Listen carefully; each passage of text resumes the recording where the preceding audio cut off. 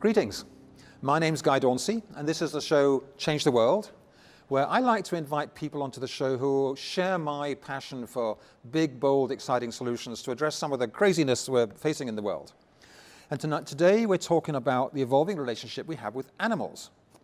Traditionally, we depend on them for food, for clothing, for entertainment, but there's a growing movement of people encouraging us to question our dominance over the animal kingdom and expand our circle of compassion. So our guest this evening is my friend Fireweed, who lives on Denman Island, where for many years you've been had a keen interest in animal advocacy. And I've known you as an environmentalist, as a feminist activist, and you're now also a writer for the Island Word, published out of Courtney. Have you always been interested in the politics of food and animals, or is it something that came on you at a certain time? How did you get into all this? Very good question, and thank you so much for having me here tonight. Pleasure. I would say that my introduction to the world of animal advocacy really took a turn when I was introduced to ecofeminism, and that was back in the late 80s. I'd been vegetarian for quite a while at that point, but I was introduced to veganism by John Robbins, who was the author of Diet for New America, Right. Around that same time, I would say. And do you know John at all? Do you know his work with Earth Save? Oh yes, he's a mate of mine. I know of him, right. So let me pause you a second. Yeah. For our viewers, how do you define ecofeminism? They might have heard of feminism, but what is ecofeminism? Right. Well, ecofeminism is really the relationship between ecological consciousness and feminist awareness or analysis. And so bringing those two movements together, I think ecofeminism provides us a lens in which to view the world in a new way. It regards the patriarchal system in which we're all functioning today with the recognition of power and power relations as being all about hierarchy and the imbalance that we find ourselves at in terms of what values are given greater worth and status and protection in our world over others and the consequences of that. And I think we could probably agree that under patriarchy we do have an orientation towards valuing things that are considered to be masculine. And I'm talking stereotypes here, masculine versus stereotypes to do with femininity. And quite often— So the stereotype's masculine, I will dominate the world. Right, Feminine, right. I will nurture the world. Yeah, and of course it's true that there are false dualities established under patriarchy, the hierarchical systems. So, and we want to explode that myth and erase those false dualities and recognize, of course, that the ability to feel compassion for others is inherent in all beings, but we are socially influenced, of course. But you were a vegetarian before all that. And then you became vegan, which is using no animal products at all. That's correct. Yeah, because so no John, eggs, no leather products, no. That's correct. No dairy. No cheese. Yeah, and ecofeminist Carol Adams, who wrote the book *The Sexual Politics of Meat*, explains very well how what she refers to as feminized protein, invites us to look at reproductive issues, both for women and for animals, and how they're related. So through an ecofeminist lens, we would see that this feminized protein is the result of the oppression and exploitation of the dominance over the female body, whether that be a pig or a cow in the case of dairy, of course, or a hen in the case of egg production. So the same archetypal male dominance over a woman is like human dominance over an animal. Yeah, and we just have to think about terms like animal husbandry, for example, which is very much about the control of the reproductive capacities of the female animal. Yes. So I recognized shortly after reading John Robbins' book that I needed to go vegan to avoid the harms that are associated with the dairy and egg industry, and then recognizing this connection to my feminism really spurred me in a whole new direction. Wow. So let me just say, how long have you been vegan? Wow, I've probably been vegan for 25 to 30 years. So you look super healthy. Thank you. So for those who say, oh, I'll never live on a vegan, you're an epitome of health. Well, thank you. I am always quick to remind people that veganism, however, is not a diet. It's a social justice issue. Okay. And so diet is, of course, one aspect of veganism. Yeah. But as a movement, it is about subverting this dominant paradigm that has us believing that humans are the pinnacle of creation, that should have control and dominance over all of the creatures. And I think we can agree, I would hope so, you and I certainly, that the state we have found ourselves in the world today very much has to do with imbalance of power and this notion, this false notion that humans somehow can just continue to take and dominate and exploit. And if we don't look at our relationships with other animals, other species, I think we're missing the boat, because they are part of the natural environment, as are we, as fellow animals. Well, there are so many blind spots you grew up with. I mean, when you recall about 2 years ago, that dentist in America went to a game park in Africa and shot that lion, right? Cecil. Cecil. And there was, you could feel a sort of, the whole society shuddered with shock that was a wrong thing to have happened. Exactly. And yet 20 years ago, no one would have batted an eyelid. So our empathy had extended to the lion, and yet the same people shuddering with shock about killing the lion are happily tucking into steak, tucking into chicken, tucking into turkey, tucking into beef, and not thinking about the animals which have been killed in just the same way. It's very true, So, big question. Do you think there is an evolution of our empathy to embrace more animals? We've done it with the whales. Right. We've done it with, obviously, with the great lions now. Yes, yes. Is it coming with farm animals too? Oh, I hope so. And I think so. And how that is going to happen, how it is happening, is through the recognition of animals as individuals. And that is the value in seeing someone like Cecil or someone like Harambe, the great ape, as an individual. Because as others, as people in the field of psychology have understood, it's very difficult, it seems, for humans to have this ability to think of animals in great numbers as having the same kind of worth as the individual. So we have, for example, both human rights organizations advocating for the disadvantaged in other countries and our own country, as well as animal organizations, animal advocacy groups, choosing to focus on individual stories, personalizing the individual, because our human tendency is towards a response, an empathic response to the individual, but we're not so hardwired or soft-wired for the larger numbers. We get overwhelmed. It is interesting. If you are a cow looking at a great crowd of humans, they're just a crowd of people, right? Right. And yet the cow is an individual being feeling conscious. And so, but we have the same in reverse. So it's just a crowd of cows because we haven't extended to... But if you're going to know you're going to eat them, and some farmers would say they have a very deep respect for the animals. Yes. And they're very conscious of not being cruel and of their conditions. Other farmers keep the animals penned up in coops and sheds and are really treating them badly. Yeah, yeah. Well, I think this comes back again to the kind of reevaluating what it means to show respect for an animal that I've certainly gained from ecofeminism. And because you think about the word respect, it really literally means to look again. And so we're advocating for people to look again beyond our own reflection in the eyes of those looking back to the actual inherent individuality of that animal.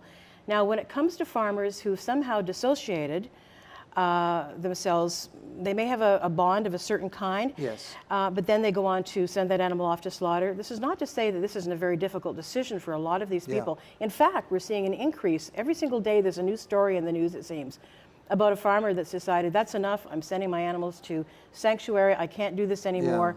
But there's always that little bit of acknowledgement, especially if we're going to talk about this perception of what could possibly be more humane, because I'm not going to agree that there's any such thing as humane slaughter. I don't think there is.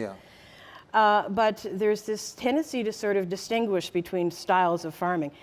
But in the end, there's always a bit of cognitive dissonance going on. People are sort of uncomfortable enough that they realize an animal deserves to have an end that is free from harm and suffering. So they are acknowledging that that animal is capable. Well, isn't one of the things with farmers to say, don't name your animals? Because if you name them, you're going to establish a bond, and then your livelihood, which is killing the animal, is going to be in trouble. So there's the same kind of compartmentalization that's happening in this mindset. As happens with people that are saying, oh, poor Cecil, but pass me the chicken wing. Pass the chicken, You know what I mean? So we have to look again at these ways of viewing the world, and ecofeminism shows us or advises us to go towards a sense of embodiment with relationship, a sense of building and expanding on empathy that is about really feeling the uniqueness of the individual, as I say, but also in avoiding this tendency to other. Which is part of what patriarchy does. So it teaches us to objectify. You live on Denman, right? Yes. It's a rural island. Do you have rats? We do have rats. Do you kill your rats? We do not kill our rats. Interesting. And they don't take. We have rats, and if we didn't kill them, we'd be overrun. Well, I think looking to the cause of some of these problems comes later for too many people. You know, somebody was telling me a story the other day about an individual who was concerned about bears being shot in her neighborhood, and who continued to put out garbage that was attracting. And then was saying, when will you know, they had to get the conservation officer again to eliminate this animal. And the question was from these people, when will the bears learn? Well, when will we learn to actually stop putting out attractants? And I can tell you that this rat problem is often very much associated in farm country with available food sources. Well, it's got to be grain. In fact, we keep chickens, and our chicken feed is in a metal bin where it's totally accessible. You brought some images with you. I did. Let's jump into them. So, Sure, the first one we'll throw up in a minute is of you seeming with a megaphone at a rally, right? Yeah, that was one of our anti-coal demos that we had in Buckley Bay a couple years ago. And I included that because, you know, talking about being an activist and social justice, I don't just identify myself as a vegan, I identify myself as a social justice activist because I see the veganism as part of this larger picture. And building solidarity with people around the world fighting the ravages of coal is to engage with people in other communities who face similar similar challenges from mega corporations. I remember that issue, trying to stop coal mining on Vancouver Island. So this one, outlaw all animal abuse. This is... And that is an image from a rally, I believe, that happened around the Luxton Rodeo a couple of years ago. Right. Just to illustrate that, yes, it's not just a single issue to be protesting a rodeo.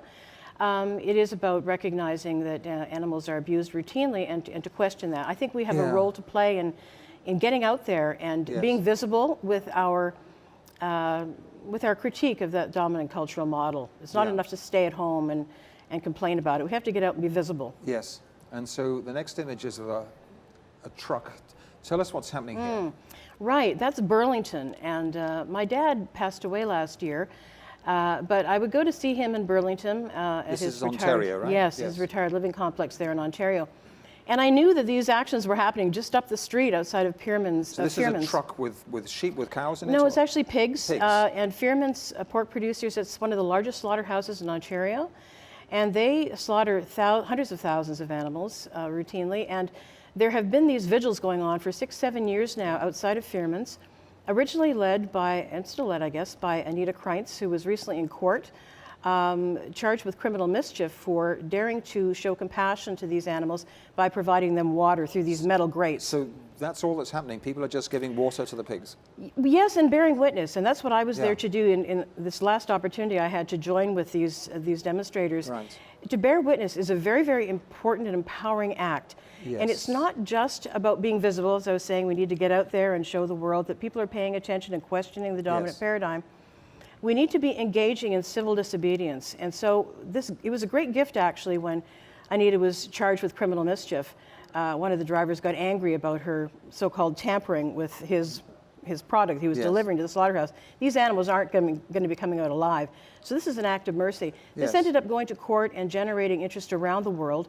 There are now SAVE chapters. This movement is called, this was Toronto Pig Save, that has been generating these actions outside of Fearman's for the last few years. But there are now SAVE movements that have sprung up as a result of this court case in, I think it's over 14 different countries, and there are hundreds of groups around the world now. So really you're saying, here there's suffering happening, and I'm paying witness to make us aware of it. So the next slide, if we move on straight, is a field with, you tell me what's happening in this field. Okay, yeah, I threw a couple of pictures in here because I knew the topic would come up about the so-called, the locavore movement, the so-called humane farming movement, the grass-fed movement, as you will. These are all marketing terms that are used by industry to continue keeping us hooked on animal. But there are certainly farmers who say, well, my cows are eating grass, they're treated humanely. That's what you're getting at, right? Yeah, that's the argument. To them, it's much more than marketing. To them, it's a commitment to treat their animals properly before they kill them. Yes, I would say that that's very true, and I know that people are very well intentioned. But this is an example of what I've seen, many examples that are out there, of the vulnerability that animals are facing with.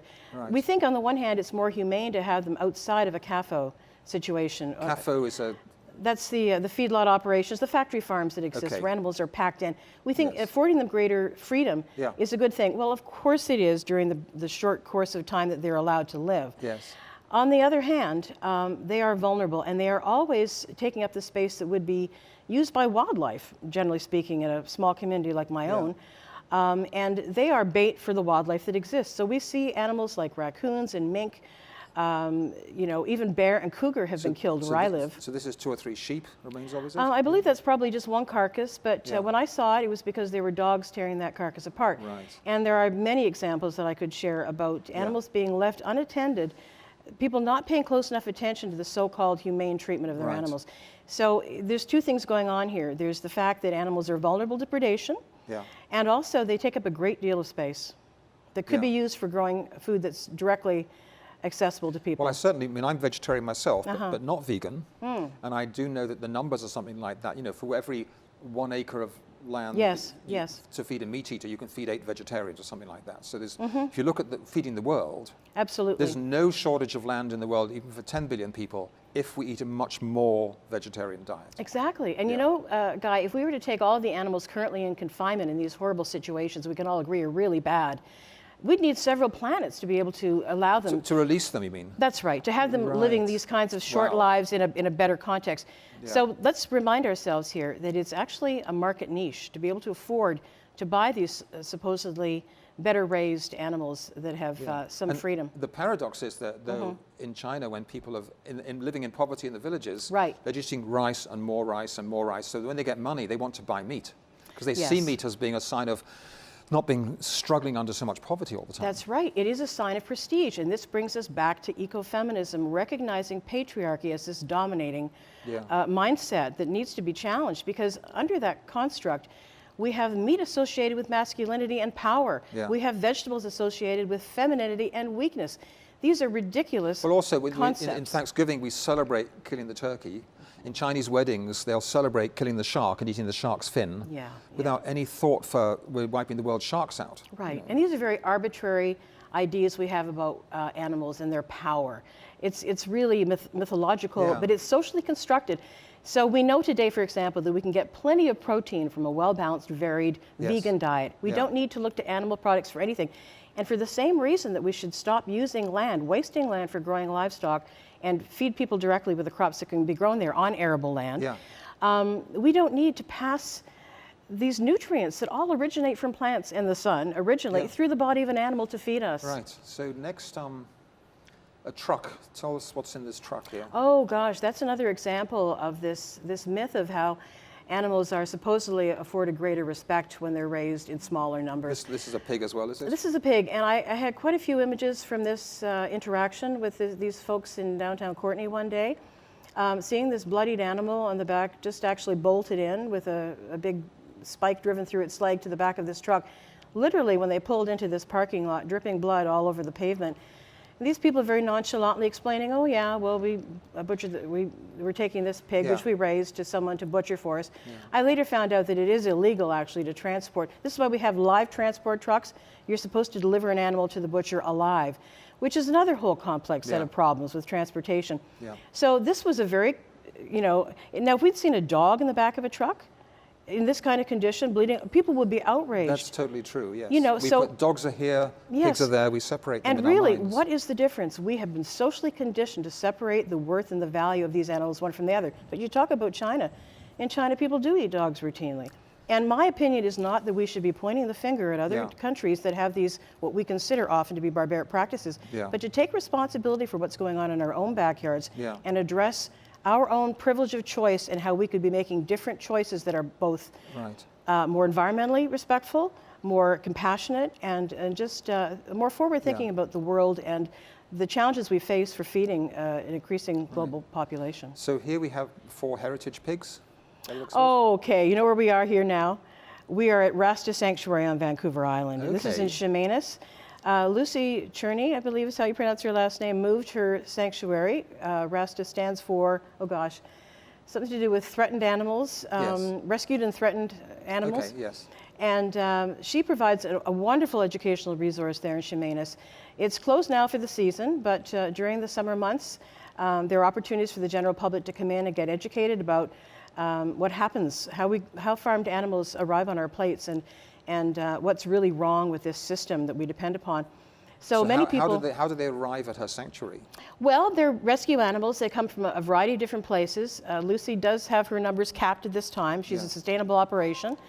But she has a variety of pigs which are frequently surrendered. You know, there's this whole market in so-called mini pigs, and well, there is no such thing.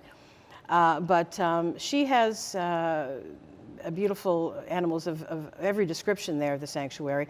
But they allow people to interact on a personal basis and recognize these individuals once again as the unique personalities that they really are. So I mean, we all find it so easy to know that a cat or a dog has a unique personality. Right. It's just, of course we know that, exactly, right? Exactly. And how can it be otherwise? Yeah. With the pigs, the cows, the chickens. Exactly. So I did want to, and I think you can move on to the next image there. We might have a picture of Penny. Is she coming up next? Penny with the pink sweater That's on. right. Penny was actually on her way to the slaughterhouse in Saskatchewan, and she jumped off the truck. Oh, yeah, wow. so she was rescued that way, and she came to Rasta There have been Sanctuary. whole TV shows of movies about it. Well, Esther, the Wonder Pig in Ontario, arrived at where she is today in a similar fashion, and she has gone on to be an international sensation. So Penny jumped off the truck? She did, and so she ended up somehow eventually at Rasta Sanctuary, where she's now an ambassador for her own kind.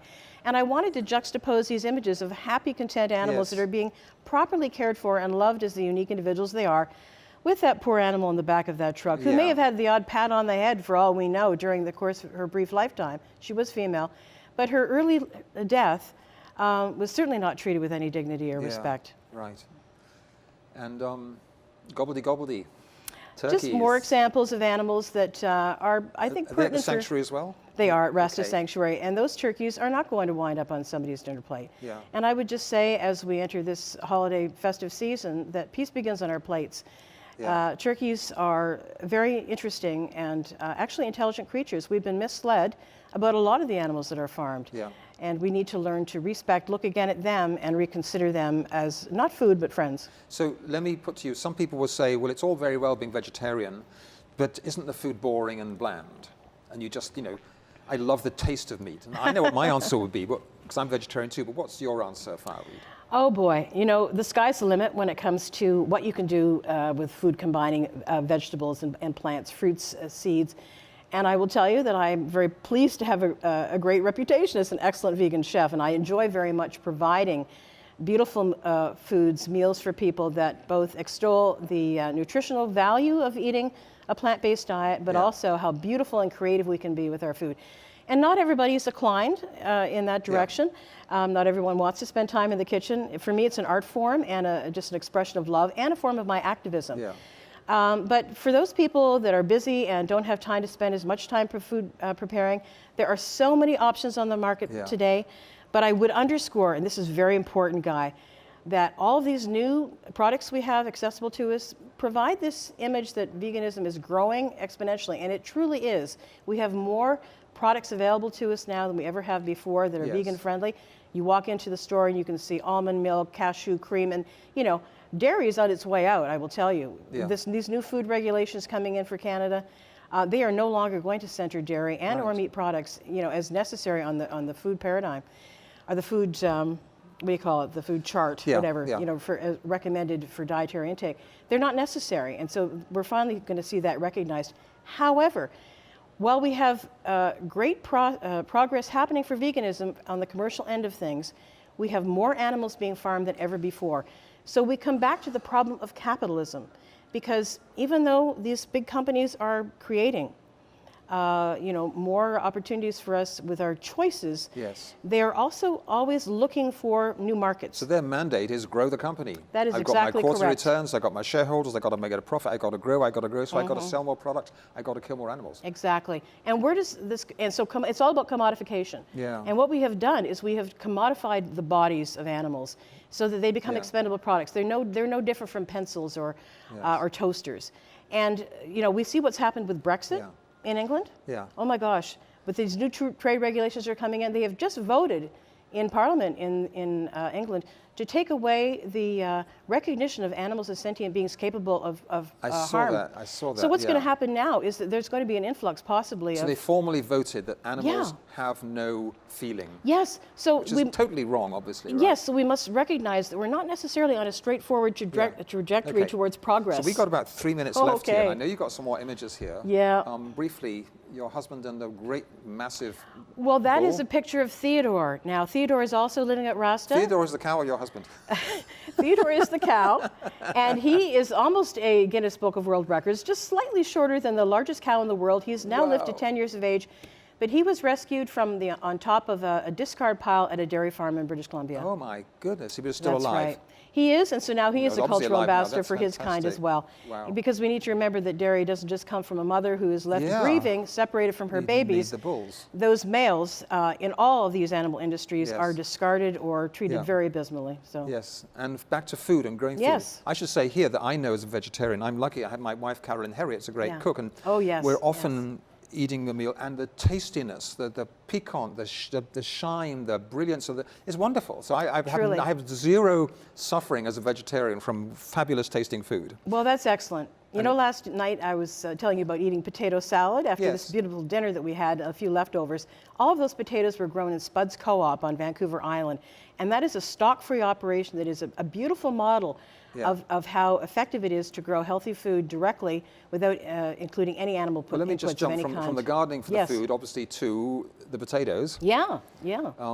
And then we have what kind of, it's a pesto-based potato? Oh, What's actually, this? that's some of our homegrown spuds from Spuds But Co-op. you got a sauce. You've made a little. Well, that's my basil walnut pesto, and all of those things are Okay. grown locally on Denman Island. It's just an example of a tasty dish with So you homegrown can foods. grow walnuts without the squirrels getting them all.